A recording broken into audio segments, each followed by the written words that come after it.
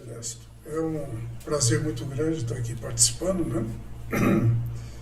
E acho o seu trabalho formidável, porque são completando já 2 anos, né? E você dizia aí, ter envolvido mais ou menos 280 pessoas já, né, nesse projeto, e que acaba gerando uma fonte de inspiração, né, para muita gente, porque você traz histórias de pessoas que tiveram uma vida, né, e uma contribuição a dar, né? Então tá de parabéns. Obrigado, obrigado. Mas sobre a história, né?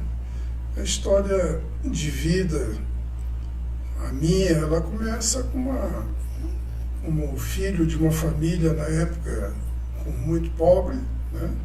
Vivendo com muita dificuldade. O pai, na época, se dedicava a atividades agrícolas, né, agropecuárias, principalmente pecuária, e também prestando serviços, né, como administrador de fazendas e tal.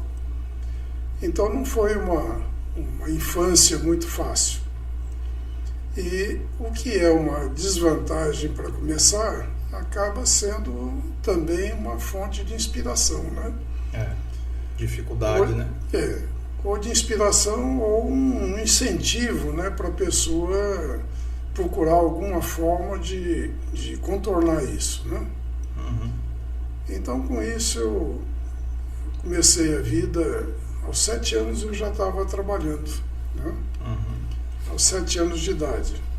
Nessa ocasião, meu pai e um primo, né, tinham uma sociedade em que eles tinham um caminhão com uma debulhadora de milho em cima. Nessa época a gente vivia em Rolândia, no Paraná. E os dois prestavam serviços aos fazendeiros, né? Então a pessoa plantava o milho e na época da colheita colhia a mão, mas tinha que debulhar o milho. Então eles faziam esse serviço e cobravam um percentual, né, do total colhido como remuneração. Então essa foi uma das atividades aí com a qual eu convivi quando eu tinha aproximadamente 7 anos de idade. E eu pedindo dinheiro para o meu pai para comprar um sorvete, comprar alguma coisa e tal. Pedi uma vez, pedi 2. Quando chegou na terceira, ele falou assim: rapaz, agora vamos parar, né? Aí tá bom. Nunca mais eu pedi. Foi daí que em começou. frente à minha casa havia uma loja de móveis, né? Uma pequena oficina de fabricação de móveis, e eu fui lá pedir um emprego.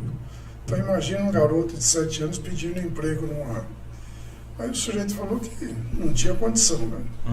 Mas como morava em frente, eu estava sempre ali procurando ajudar, né? Ia lá, pegava uma estopa, pegava um material aqui, outro ali, ia ajudando, né? De alguma forma.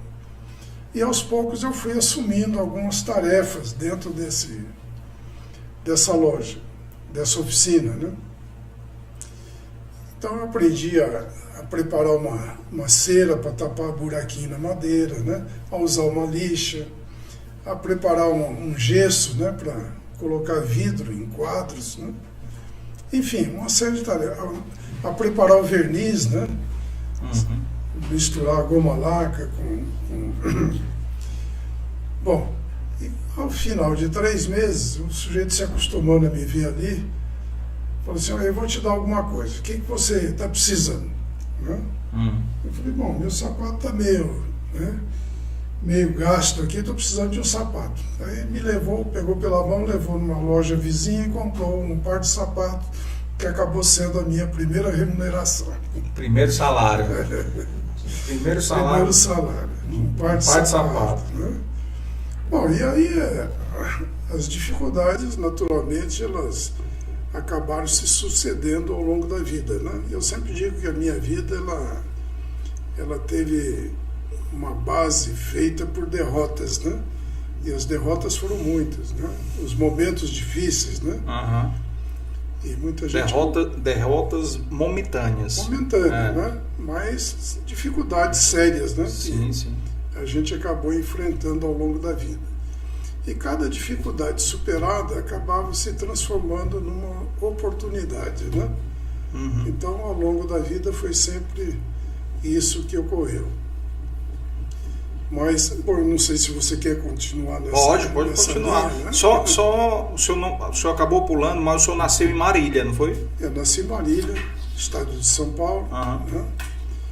E a família morou em várias cidades, né? No interior. É quase que uma família nômade. São né? 7 filhos, né? 7 filhos. Né? Eu e mais 6 irmãos. Então moramos em várias cidades. Então, de Marília a gente foi para o Vale do Paraíba, né? Em Jambeiro, no Vale do Paraíba. Jambeiro eu me lembro bem, meu pai cuidava lá de gado, né? Conduzia carro de boi, né? Ah, né? Me lembro bem. E de manhãzinha, às vezes com muito frio, minha mãe, quando a gente se levantava, pela manhã ela dava uma canequinha para cada um, botava algumas gotas de iodo, um pouquinho de conhaque, às vezes frio demais, né, de manhã, para a gente ir até o curral para botar o leite na caneca. Isso porque o iodo servia de alguma defesa, né, para o organismo, para prevenir alguma coisa. E de Jambeiro a gente voltou para Marília, e Marília tem uma curiosidade, ali tem um parque infantil, já tinha nessa época um parque infantil muito bem montado, né, com piscinas, com restaurante, com vários tipos de brinquedo e tal, e tudo com professores bem preparados, né, para atender. E eu aprendi a nadar ali aos 5 anos de idade, né? E ali eu aprendi uma lição muito séria que eu apliquei em toda a minha vida. Aos 5 anos eu participei da primeira competição de natação. E eu estava vencendo, estava em primeiro lugar ali, quase chegando. Aí eu fui olhar para trás para ver onde é que estava o segundo lugar. O segundo, e ele me passou. Então eu aprendi a partir daí nunca me preocupar com os competidores. Né? É fazer a tarefa da gente, né? Procurar fazer o melhor possível, né? E não se preocupar com o competidor.